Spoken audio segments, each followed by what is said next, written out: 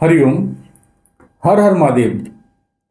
कभी आपने सोचा है कि जितने भी हमारे राजनेता हैं, जो एमपी एमएलए हैं, जो किसी भी समिति के सदस्य हैं, चेयरमैन हैं, अध्यक्ष हैं, वो कितना जोड़ तोड़ करके इन पदों पर पहुंचते हैं। एक एमपी जिसकी हम एक एवरेज तनख्वाह औसत 5 लाख रुपए ले लेते हैं महीने का, चलिए 5 साल का कार्यकाल हो गया। एक महीने में, एक साल में 12 महीने होते हैं, तो 12×5 = 60 और 60 × 5 मतलब 3 करोड़ रुपए वो मैक्सिमम कमा सकता है। ये एमपी की बता रहा हूं। और एमएलए ले लेंगे तो वो 2 करोड़ रुपए कमा लेगा, 1.5 करोड़ रुपए कमा लेगा। ठीक है, एक फिगर 1 आध लाख 10 लाख ऊपर नीचे हो सकती है। लेकिन अगर आपने कभी ध्यान दिया है कि ये राज्यसभा की सीटें बेची जाती हैं करोड़ों करोड़ों में, जैसा कि अभी हरभजन सिंह ने भी बोला और अन्य नेता भी आवाज उठाते रहे हैं पीछे। आप खुद सोच के देखिए कि एक एमपी का इलेक्शन होता है, उसमें करोड़ों रुपए पार्टी को फंड दे देते हैं, करोड़ों रुपए प्रचार में खर्च कर देते हैं।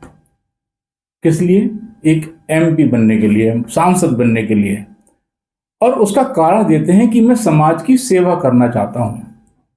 औसतन एक आम तरीके से, अनाधिकारिक रूप से, आधिकारिक रूप से नहीं, अगर इसको पूछते हैं आप किसी से तो कोई भी कह देता है भी 20, 25, 30 करोड़ रुपए खर्च हुए।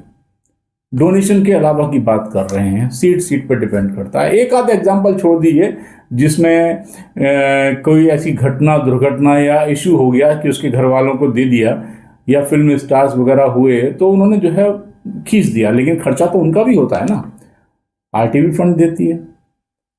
अब वो आदमी 3 करोड़ की तनख्वाह कमाने के लिए 25, 30 करोड़ रुपए खर्च कर रहा है। इसका मतलब ये सेवा तो नहीं है और मूर्खता भी नहीं है। तो क्या कारण है कि एक सांसद 3 करोड़ की तनख्वाह कमाने के लिए 5 साल में और सेवा के नाम पर 20, 25 करोड़ रुपए खर्च करता है? और उस पर भी तुर्रा ये है कि जितने भी आपको मंत्री या सांसद अधिकतर मिलेंगे, उनके पर्सनल स्टाफ भी होते हैं, उनके अपने खर्चे भी होते हैं, उन स्टाफ की सैलरी भी होती है। तो आपको मिला क्या? इसीलिए हमारे देश में एमपी एमएलए जितने भी हैं उसमें 90% बिजनेसमैन या बहुत पैसे वाले हैं। खाली सेवा आपने करनी है ना, आपने करोड़ों रुपए खर्च करके एमपी एमएलए बनने की जरूरत नहीं है। उसी पैसे से जो आप इलेक्शन में लड़ने वाले हैं, खर्च करने वाले हैं, एक अस्पताल बनवा दीजिए चैरिटेबल, एक स्कूल खुलवा दीजिए, या कुएं लगवा दीजिए, वृक्षारोपण करवा दीजिए, गरीब लड़कियों की शादियां करवा दीजिए। यह भी तो सेवा हुई ना। वृद्ध आश्रम बनवा रहे हैं आप, उसमें वृद्धाश्रम बनवा दीजिए। लेकिन नहीं, वो सेवा नहीं है, राजनीति ही सेवा है। क्योंकि आपको सत्ता में आना है, पैसे कमाने हैं, और इतना बेवकूफ तो कोई भी नहीं है कि करोड़ों रुपए लगा के सिर्फ 3 करोड़ ही कमाएगा। बात आप वहां समझने की कोशिश की जहां मैं कहने की कोशिश कर रहा हूं। सिंपल सा मैथमेटिक्स है कि इतनी बड़ी बड़ी गाड़ियां, बड़ी बड़ी कोठियां कहां से आ जाती है? एक व्यक्ति जो साइकिल पे चलता है, एक चुनाव जीत जाता है ग्राम पंचायत का भी, वो फॉर्च्यूनर पे या स्कॉर्पियो पे चलने लगता है। कैसे कैसे उसके बहुमंजिले मकान बन जाते हैं? भाई 3 करोड़ में आज की डेट में अगर आप दिल्ली के साउथ दिल्ली में भी एक BH 3 BH के देखने जाएंगे तो आपको मिलेगा नहीं, ना डिफेंस कॉलोनी में, ना ग्रेटर क्लास में, ना आपको मालवीय नगर, ग्रीन पार्क, इस साउथ दिल्ली में नहीं मिलेगा आपको।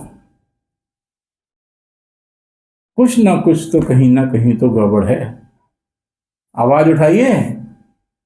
कैसे शांत होकर बैठे हुए हैं? हिसाब लेना तो आपका कर्तव्य है ना। टैक्स देते पे जब सरकार आपसे इनकम का हिसाब ले लेती है तो प्रश्न तो आप भी पूछिए ना। अब नहीं पूछेंगे तो भुगतिए, पूछना तो पड़ेगा।